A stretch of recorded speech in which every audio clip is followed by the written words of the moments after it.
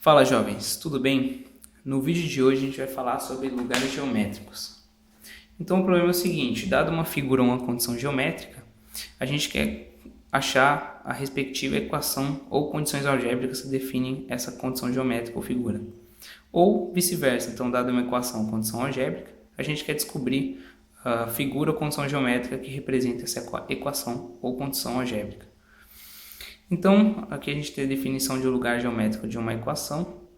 Então, a gente tem as equações fxy igual a zero ou gxyz igual a zero. Então, a gente tem a definição de que cada par xy tripla xyz que satisfaz as equações acima, xy no caso da função f, xyz no caso da g. Então, cada par ou tripla que satisfaz as equações acima dita a solução da respectiva equação.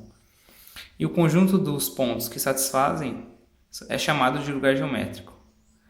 E uma observação aqui é que essas equações elas dependem do sistema de coordenadas que você escolheu. Então, uma equação pode ter uma cara, por exemplo, no sistema cartesiano e outra em coordenadas polares. Então, depende do nosso sistema de coordenadas. Então, a gente tem aqui um exemplo. Então, a gente quer analisar, achar o lugar geométrico referente a essa equação aqui. X menos 2 elevado ao quadrado mais y menos 3 ao quadrado igual a 25. E aí a gente pode fazer a seguinte observação. Se a gente pegar o ponto P igual a 2, 3, se a gente calcular a distância que a gente estou chamando aqui de R, de um ponto Q igual a XY qualquer do plano, até P, ela é dada pelo seguinte. Então, a gente tem aqui o ponto P, 2, 3, e eu peguei um ponto Q qualquer. Podia ser qualquer posição, eu peguei essa aqui para facilitar as contas. Então, esse lado aqui, a gente vai formar um triângulo retângulo aqui. Então, esse lado aqui vale x menos 2. A altura do triângulo vale y menos 3. E R é dado pelo R ao quadrado é igual a esse lado ao quadrado menos esse lado ao quadrado. Como está escrito aqui. Ou a gente pode passar a raiz para o outro lado e obter essa expressão aqui. E aí a gente usa essa informação na nossa equação 1 ali de cima. E a gente obtém o seguinte, a gente pode tirar a raiz dos dois lados e obter que a raiz disso tudo aqui é igual a raiz de 25 é igual a 5. Mas a gente sabe que a raiz desse cara aqui é esse R aqui. Então quer dizer que isso aqui é igual ao R, que é a distância entre o ponto P e um Q qualquer do plano. Ou seja, como que a gente conclui com isso? Um ponto Q xy qualquer do plano, ele vai satisfazer 2, C e somente C, sua distância até o ponto P igual a 2, 3 é igual a 5, como a gente construiu desde o começo ali. Então, se a gente pega um ponto P, ponto Q qualquer, e a distância até P é 5, esse ponto Q satisfaz a equação ali. E isso vai nos dar um lugar geométrico.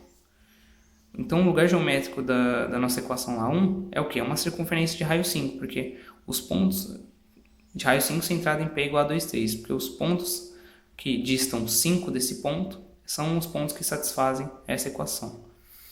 E a gente pode generalizar essa ideia. Então, se a gente tiver uma equação x menos a ao quadrado mais y menos b ao quadrado igual a r ao quadrado, essa equação aqui, o lugar geométrico dela, é uma circunferência de raio r e ela é centrada no ponto A do x e B em y. E a gente tem a definição aqui.